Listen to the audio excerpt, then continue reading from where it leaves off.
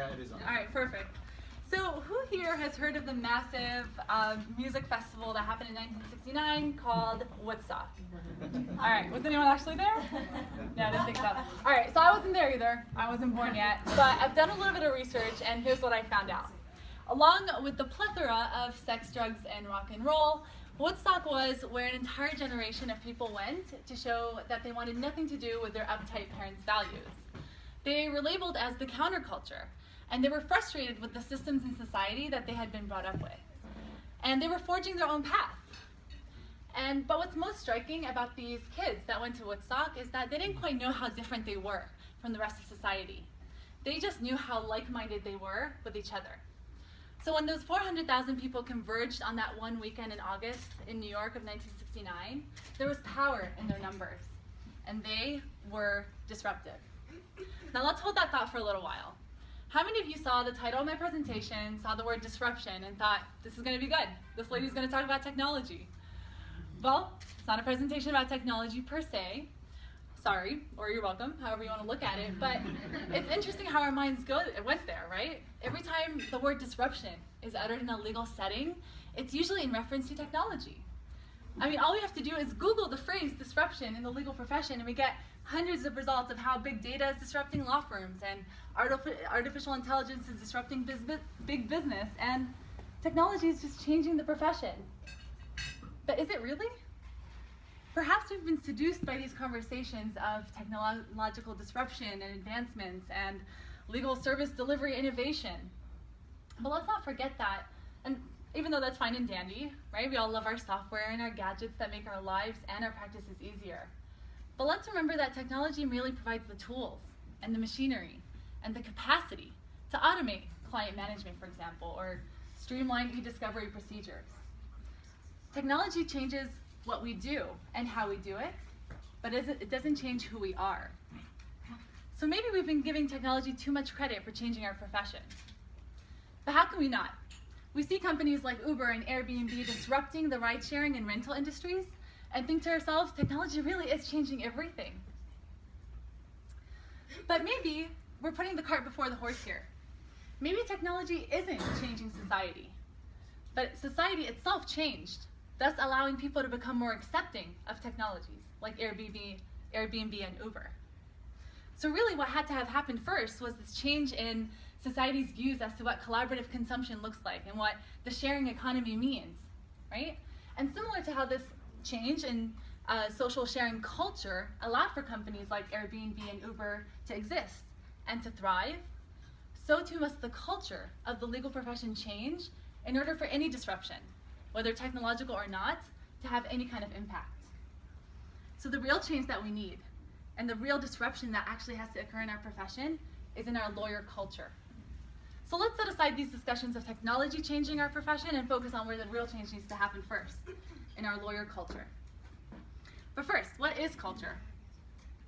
While the term is a little bit difficult to define, basically, culture is a way of life of a group of people, including the behaviors, the beliefs, the values, rituals, and symbols that we accept, generally without thinking about it, and that are passed on through communication and imitation from one generation to the next. So as lawyers, we actually have a few cultural norms of our own, right? So let's take a look at some of them. We regularly pull all-nighters, and we treat being busy like a badge of honor. We love the billable hour, right? And the more we bill, the more we make. That's just a ritual that we have adopted in our profession. We tell new and young lawyers to fake it till you make it, right? Fake it till you make it, son. We've all said that to someone at some point, or we've heard it at some point. Another part of our culture that's actually rather good. We're encouraging of more women attending law schools. So yay, that's a good thing. We love competition, right? That's something we value in our profession. We're very competitive. Something else we tell new and young lawyers, pay your dues, right? Keep your head down, pay your dues. Maybe someday you'll make partner. But let's take a closer look at these norms and beliefs and values that we hold so dear in our profession. Right? We love being busy, we pull all-nighters, but in doing so, we actually forget to care for ourselves. So we are all part of a very stressful profession, and we're taking on the problems of others. So it's no wonder that so many lawyers turn to drugs and alcohol, or slip into depression as a way to cope with the pressures of this profession. And all of this is exacerbated by a desire to do more, to work more, to bill more. And speaking of the billable hour, we've become slaves to the timesheet. The timesheet forces us to account for every minute of every day, leading us to want to squeeze more minutes into our day, ignoring the fact that there are only 1,440 minutes in a day. No more and no less. The timesheet rewards inefficiency as opposed to productivity and effectiveness.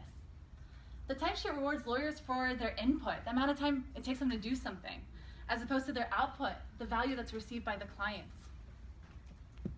We tell new and young lawyers to fake it till you make it, but in doing so, we are discouraging them from seeking the guidance they need, right? So let's admit it, we as lawyers have a little bit of a superiority complex where we feel like we have to be all-knowing, we can't show weakness, we have to be brave.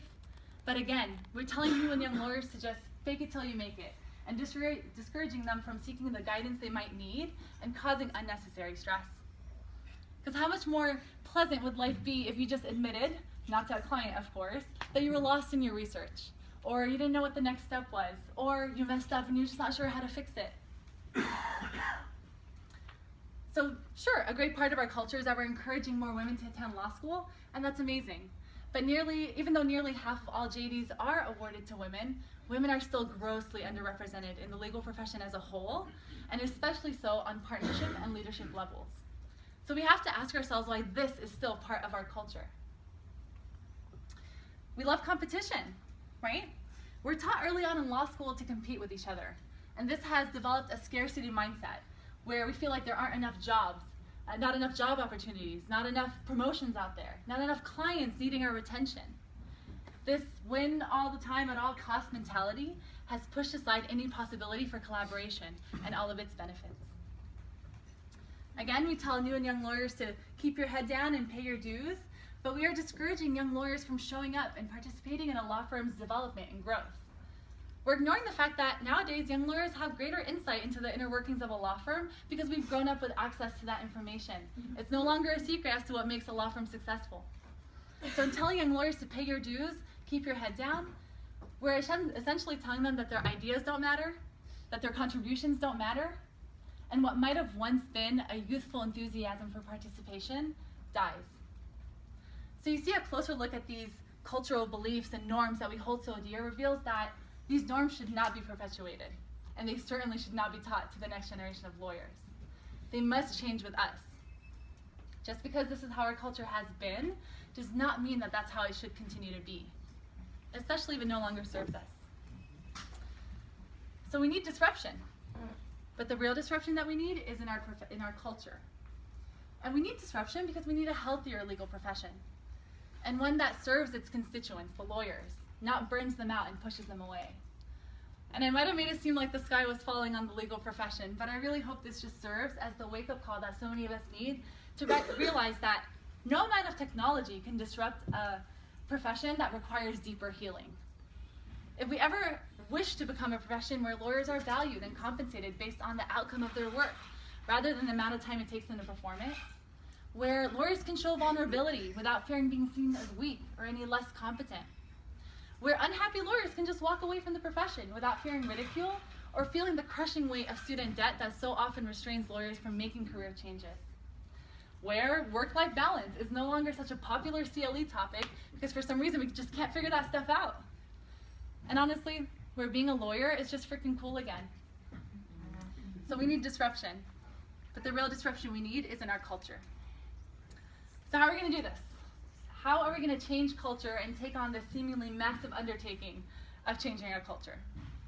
Well, my initial thought was to appeal to your inner activists, because I figured if you're here at this Lawyer Forward conference, at least a small part of you buys into this forward-thinking mentality. I was going to suggest that we take off our pitchforks and torches and storm the town square, demanding greater work-life balance and increased implicit bias training in an effort to change culture. Turns out maybe that's too much. Maybe none of that is even necessary. In doing some research on what it takes to change a culture, I came across a statement made by Professor Michael Morris, a professor in the psychology department at Columbia University, and his statement read, "A person's inner conformist is stronger than their inner activist." I'll read that again. "A person's inner conformist is stronger than their inner activist. Profound, right? Now what the heck does that actually mean? I called up Professor Morris and asked him what he meant by that statement, and also asked him what he thought it took to change a culture. Because it just didn't make sense to me that conformity is what changed things. Professor Morris told me that people have a tendency to behave how others around them are behaving, and to believe what others around them believe, and I reason to practice the way others around them are practicing. So you, Mike, for example, are gonna act a certain way if I tell you, Ollie over here is acting that way too, right? So this conformity, this change in behavior based on a desire to fit in with the group is precisely what will change lawyer culture.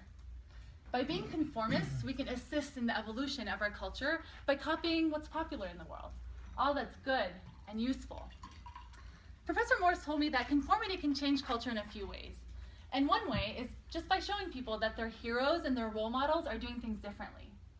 So, I'll just use Mike. Mike, our hero, if I told you that he jams out to Beyonce before going to court every morning, then more lawyers will start jamming out to Beyonce, right? Because they want to be just like you, Mike, our hero.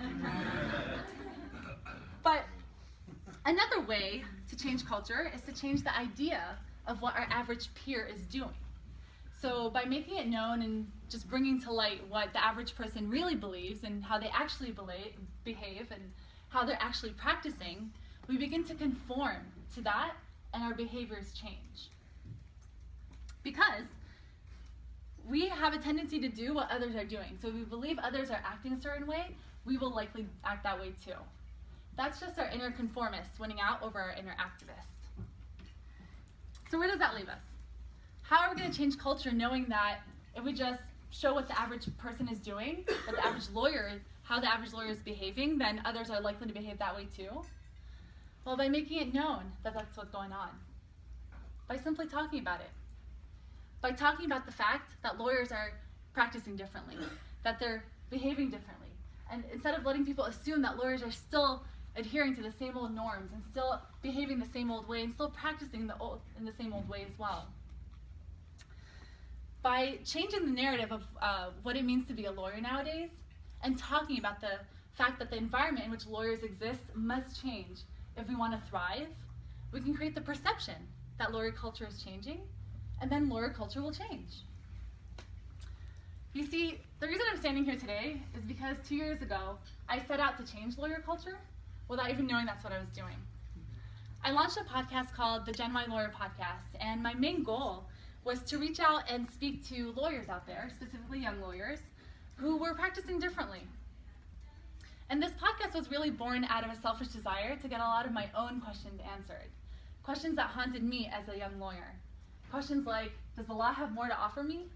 And where was my unhappiness as a lawyer stemming from? Oh yes, I failed to mention that when I first started practicing, I fully participated in what I believed to be our culture back then. I tried to fake it till I made it, and it didn't work out.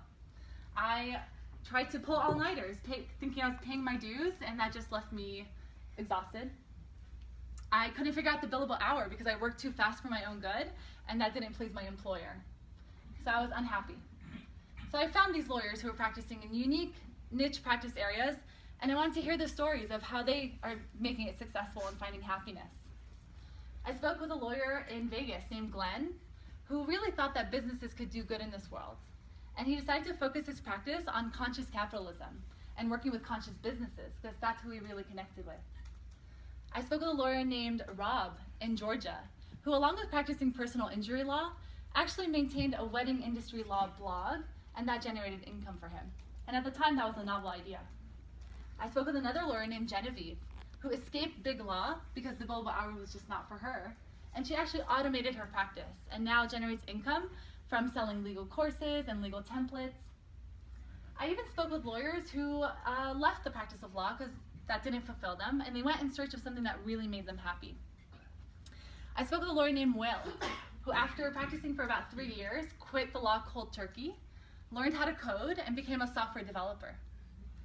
I spoke with a lawyer named Crystal, who despite enjoying being a family law attorney, thought that she could help people in a different way.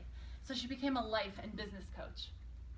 I also spoke with a lawyer named Megan, who left big law because she was suffering serious health issues from being a big law partner, and she actually became a yoga and health instructor instead for lawyers. I spoke with so many of my peers and realized that the more conversations I had with these amazing, daring individuals, the more normal it seemed to approach law and life the way they were approaching law and life. And the more normal it seemed for my listeners, who were made up of lawyers, the more normal it seemed for them to approach law and life that way too. The more I shared the stories, I had so many listeners reaching out to me, sharing with me their stories of how, for the longest time, they felt so lonely in the way they were practicing, and so ostracized by the very profession that they loved, just because they were doing things differently. It became obvious to me that maybe we've all been under the wrong impression as to what lawyers really want, and how they actually really want to practice.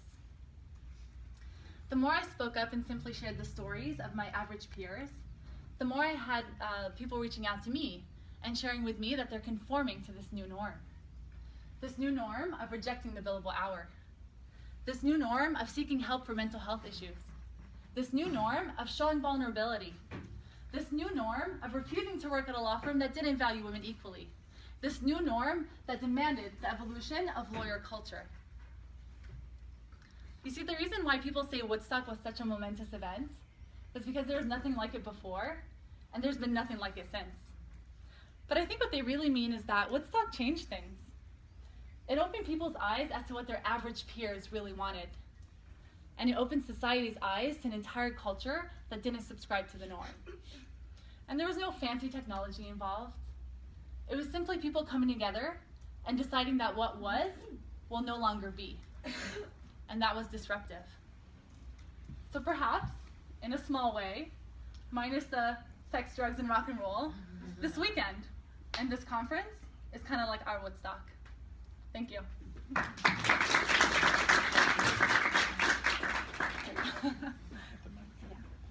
you.